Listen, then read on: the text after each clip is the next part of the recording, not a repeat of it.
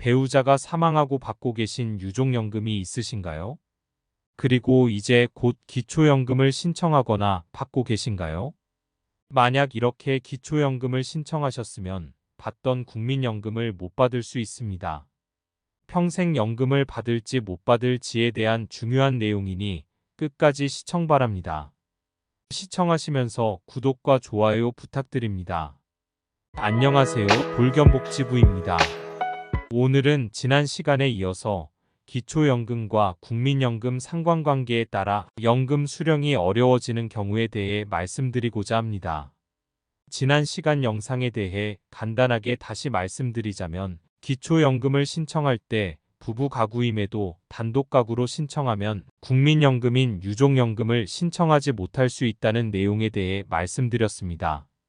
오늘 말씀드릴 내용은 지난번 사례랑 반대로 국민연금인 유족연금을 받던 중에 기초연금을 부부가구로 신청하게 되는 경우에 발생하는 문제에 대해 말씀드리고자 합니다. 이 경우는 생각보다 많이 발생하는데요. 그 이유는 동사무소 등에서 이성이고 연령이 비슷한 분이 같은 주소지에 거주하고 있다면 동거가구로 보고 사실혼 신고하도록 안내하는 경우도 있기 때문입니다. 물론 사실혼이 맞는 경우라면 적합한 신고사항이지만 실제로는 주소지만 같을 뿐 다가구 주택에서 호수가 다른 곳에서 상관없이 따로 거주함에도 주소지가 동일하여 부득이하게 이렇게 신고하라는 안내를 받고 사실과 다름에도 확인하지 않고 사실혼 가구로 신고하는 경우가 있으니 꼭 이 부분 주의하셔야 합니다.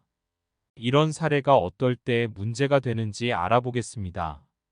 국민연금에서는 연금을 지급하고 계약관계를 끝내는 것이 아니라 수시로 수급권 확인이라는 업무를 진행하여 부정수급을 예방하고 있습니다.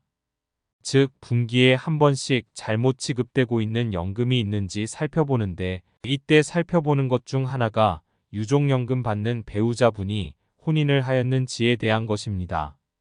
유족연금은 국민연금 가입자였거나 받고 계셨던 분의 사망으로 그 법적 혹은 사실혼 배우자가 받을 수 있는데 이는 법적 혹은 사실적으로 배우자이기에 받게 되는 것입니다.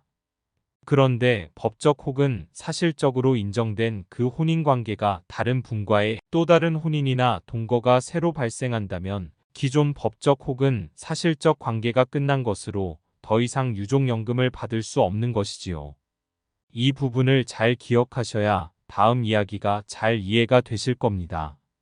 따라서 유족연금을 받으시다가 기초연금을 받을 땐 이성의 동거인이 있다거나 사별 후 혼인을 했다면 받던 국민연금 즉 유족연금을 못 받게 되는 상황이 생길 수 있습니다. 다가구 주택으로 주소가 같으나 거주하는 공간이 완전히 다른 타인임에도 동거인으로 여겨져서 조사 대상이 되는 경우가 있는데 이럴 때에는 관련 사실을 주민센터나 공단에 알려야 합니다. 그렇지 않고 사실혼 확인서를 제출해서 기초연금을 부부가구로 받게 되는 경우에는 받던 유족연금을 못 받게 되는 것입니다. 혹시라도 사실상 부부가 아님에도 사실혼 부부가구로 신고가 되었다면 위에 언급한 것처럼 반드시 이 사실을 주민센터나 공단에 알리셔서 노후생활자금을 잃게 되는 일이 없도록 하셔야 합니다.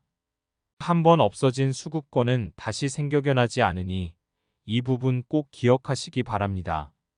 오늘은 지난 시간에 이어서 기초연금과 국민연금 상관관계에 따라 수급 상황이 바뀌는 내용에 대해 말씀드렸습니다. 오늘 이 정보가 도움이 되셨나요? 도움이 되셨다면 좋아요와 구독 부탁드립니다. 감사합니다.